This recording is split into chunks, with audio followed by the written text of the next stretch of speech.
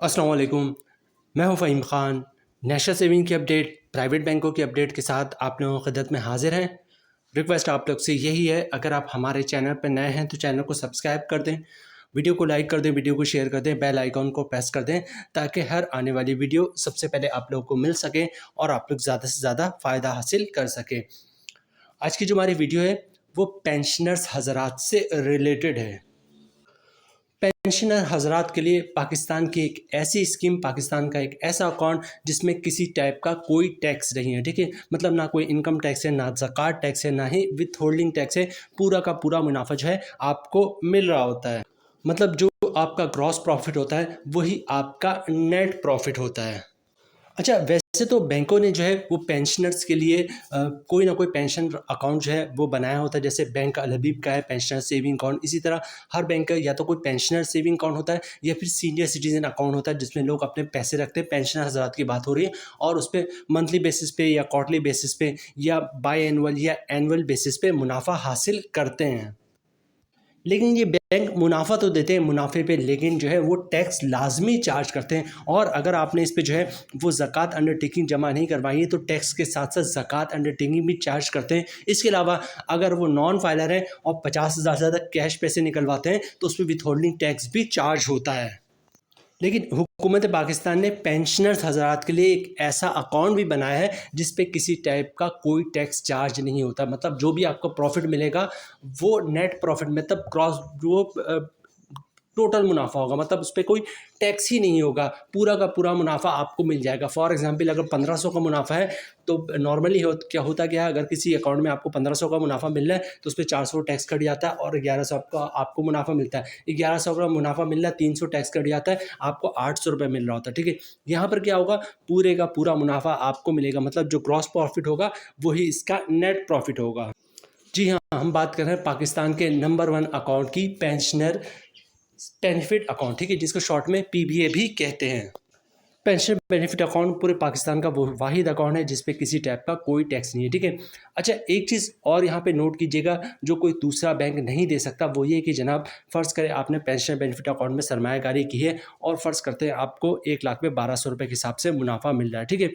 कुछ अरसे बाद मुनाफे में इजाफा हुआ, मुनाफा बढ़ के 1500 हो गया, ठीक है। अब क्या होगा, आपने तो 1200 रुपये के हिसाब से बुकिंग करवाई है, आपने कुछ भी नहीं करना, मुनाफा ऑटोमेटिक जो है वो 1500 रुपये के हिसाब से हो जाएगा, ठीक है। उसके कुछ अरसे बाद क्या हुआ, मुनाफे में मज़ीद इजाफा हुआ और मुनाफा बढ़ के 1500 के बजाय 1800 रुपये हो गया। अब आप क्या करेंगे, आपने तो 1200 रुपये के हिसाब से बुकिंग करवाई थी, अभी भी आपने कुछ नहीं करना, मुनाफा ऑटोमेटिक बढ़कर 1500 रुपये के बजाय 1800 मिलना शुरू हो जाएगा।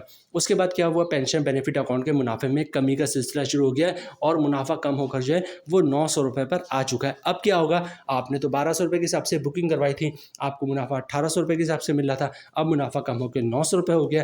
तो ये बात याद रखिएगा, ये खुशियात सिर्फ पेंशन बेनिफिट अकाउंट की है कि जब पेंशन बेनिफिट अकाउंट का मुनाफा बढ़ता है तो ऑटोमेटिक बढ़ जाता है और बढ़ने के बाद कैप हो जाता है, और जब कम होता है तो कम नहीं होता। आपने 1200 रुपये के हिसाब से बुकिंग करवाई थी, मुनाफा बढ़ के 1800 रुपये हो गया। अब जब तक आपकी मैच्योरिटी नहीं हो जाती आपको मुनाफा 1800 रुपये के हिसाब से मिलता रहेगा, भले से मुनाफा कम होकर 700 रुपये और 600 रुपये या 800 पे चला जाए, ठीक है। इन फ्यूचर अगर मुनाफा मज़ीद बढ़ता है और 1800 2000 होता है तो क्या होगा, फिर वही सिलसिला होगा कि आपको मुनाफा 1800 की बजाय 2000 के हिसाब से मिलना शुरू हो जाएगा और टिल मैच्योरिटी तक 2000 तक मिलता रहेगा। अच्छा, कैटेगरी की बात करें तो बेसिकली अकाउंट है, स्टार्ट कब हुआ था, 2003 में स्टार्ट हुआ था। बेनिफिशियरी कौन है, ये पेंशनर है, ठीक है। प्रॉफिट इसका मंथली बेसिस पे मिल रहा होता है। ये एक लॉन्ग टर्म स्कीम है, बेसिकली 10 साल की स्कीम है, 10 साल के बाद मैच्योर हो जाती है, लेकिन चूंकि मुनाफा मंथली बेसिस पे मिलता है इसलिए लॉन्ग टर्म स्कीम जो है वो नहीं लगती, ठीक है। आगे चलते जनाब।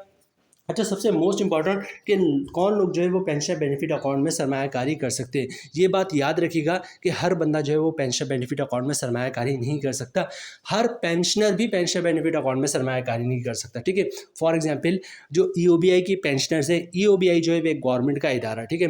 तो ईओबीआई की जो पेंशनर्स है जिनको ईओबीआई की तरफ से पेंशन मिलती है, ठीक है, वो लोग क्या पेंशन बेनिफिट अकाउंट में सरमायाकारी कर सकते हैं? नहीं, ठीक है। क्योंकि ईओबीआई की जो पेंशनर है, जो मैक्सिमम ज़्यादातर जो पेंशनर्स हैं ईओबीआई के पेंशनर, वो गवर्नमेंट के सरकारी मुलाजमीन नहीं है, ठीक है। तो चूँकि गवर्नमेंट के सरकारी मुलाजमीन नहीं है इसलिए ईओबीआई के पेंशनर जो है वो पेंशन बेनिफिट अकाउंट में सरमायाकारी नहीं कर सकते। पेंशन बेनिफिट अकाउंट में सरमायाकारी के लिए कंडीशन है कि गवर्नमेंट का रिटायर होना मुलाज़मी होना लाजमी।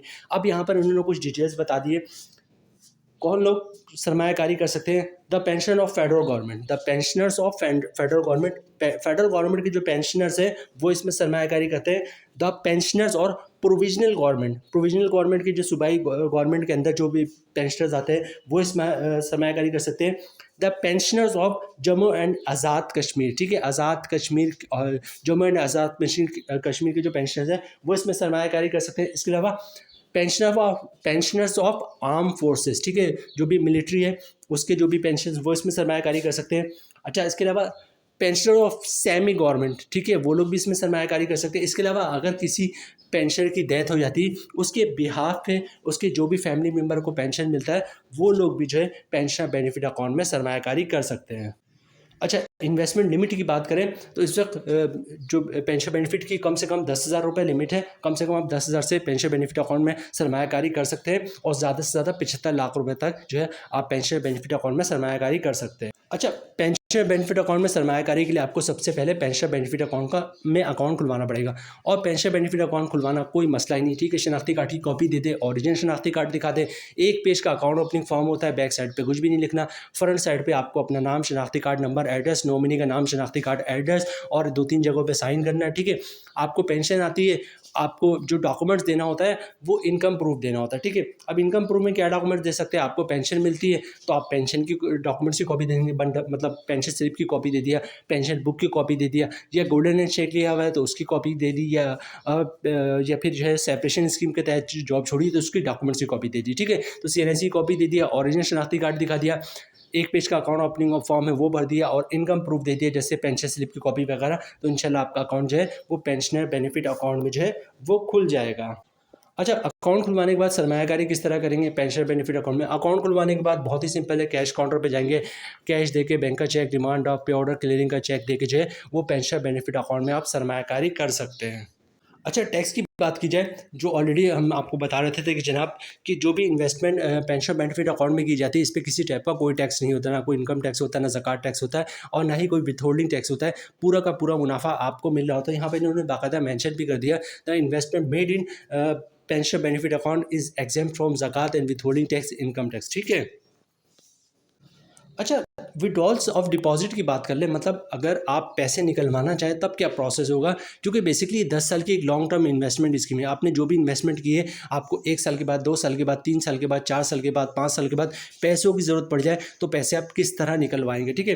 तो जो भी इन्वेस्टमेंट आपने की होगी पेंशन बेनिफिट अकाउंट में वो इन्वेस्टमेंट के बाद आप कभी भी निकलवा सकते हैं, लेकिन कुछ चार्जेस आपको पे करना पड़ता है, ठीक है। अब चार्जेस की डिटेल्स क्या है, अगर फॉर एग्जाम्पल फ़र्ज़ करते हैं कि आप पैसे 1 साल से पहले निकलवा रहे हैं, ठीक है, तो 1% चार्जेस कटेगा। फ़र्ज़ करते हैं अमाउंट 1 लाख रुपए की, ठीक है, तो 1% चार्जेस कटेगा, मतलब 1 लाख पे 1,000 रुपये के चार्जेस कटेंगे। अगर आप पैसे 2 साल से पहले निकलवा रहे हैं तो 0.75%, मतलब अगर 1 लाख रुपये की अमाउंट है तो 1 लाख पे 750 रुपये के चार्जेस कटेंगे। इसी तरह अगर आप पैसे 3 साल से पहले निकलवा रहे हैं तो 0.50% के चार्जेस कटेंगे, मतलब 1 लाख पे 500 रुपये के चार्जेस कटेंगे। और इसी तरह अगर पैसे आप 4 साल से पैसे पहले निकलवा रहे हैं तो 0.25%, मतलब 1 लाख पे 250 रुपये के चार्जेस कटेंगे। और आप पैसे 4 साल के बाद कभी इन कैश करवाएंगे पेंशन बेनिफिट अकाउंट से तो कोई चार्जेस नहीं कटेगा। अच्छा, मुनाफा इस वक्त क्या बन रहा है पेंशन बेनिफिट अकाउंट का, और पेंशन बेनिफिट अकाउंट में आप कंपाउंड मुनाफा किस तरह हासिल कर सकते हैं। अच्छा, पेंशन बेनिफिट अकाउंट का इस वक्त जो मुनाफा रेट है वो है 13.68% और कंपाउंडिंग की बात हो जाएगा 15.68%, ठीक है। अच्छा, कंपाउंडिंग प्रॉफिट जो है वो बहुत इंपॉर्टेंट चीज़ है, ठीक है। अगर आप इसको एक दफ़ा समझ जाएंगे तो आपके पैसे 2 साल, 3 साल, 3.5 साल, 4 साल के अंदर डबल हो जाएंगे और उसके अगले 2-3 साल के अंदर जो है वो 3 गुना 4 गुना हो जाएंगे, ठीक है। तो ये बहुत इंपॉर्टेंट चीज़ है, इसको ज़रा गौर से समझिएगा। कंपाउंडिंग होता क्या है, ठीक है। कंपाउंडिंग से मुराद ये होता है कि इस 1 साल तक जो भी आपके अकाउंट में या टीडीआर में पैसे पड़े हुए हैं, उसको आप पैसे नहीं निकलवाएँगे, ठीक है? प्लस 1 साल तक जो भी प्रॉफ़िट आ रहा है, उसको भी आप खर्च नहीं करेंगे। अगर अकाउंट है तो अकाउंट में रहने देंगे प्रॉफ़िट, ताकि वो बार-बार ऑटोमेटिक रीइन्वेस्ट होता रहे। और अगर टीडीआर है तो जैसे ही मुनाफ़ा आएगा तो टीडीआर बुक करवा लेंगे, ठीक है? तो मुनाफ़े रेट में 1%, 1.5%, 2% तक का इज़ाफ़ा हो जाता है। इसको कंपाउंड प्रॉफ़िट कहते हैं, ठीक है? असल में होता क्या है, बेसिकली मैं आपको बताऊँ। फ़र्ज़ करते हैं आपका कोई भी सेविंग अकाउंट है, ठीक है? किसी भी सेविंग अकाउंट का मुनाफ़ा 1 लाख रुपए का मंथली मुनाफ़ा आता है, ठीक है?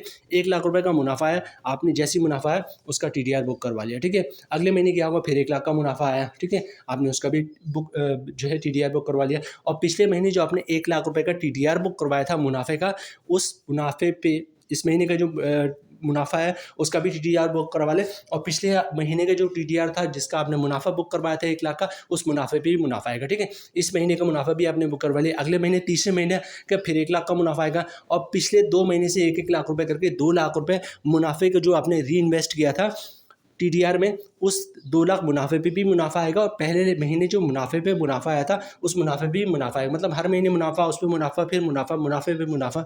तो मुनाफ़े रेट में 1%, 1.5%, 2% तक का इज़ाफ़ा हो जाता है। इसको कंपाउंड प्रॉफ़िट कहते हैं। लेकिन कंडीशन ये है कि 1 साल तक जो है ना आप अपने पैसे को जो खर्च करेंगे, और जो भी प्रॉफ़िट आ रहा होगा उसको भी बार-बार रीइन्वेस्ट करते जाएँगे, ताकि पैसे हर महीने रीइन्वेस्ट होते चले जाएँ, ठीक है?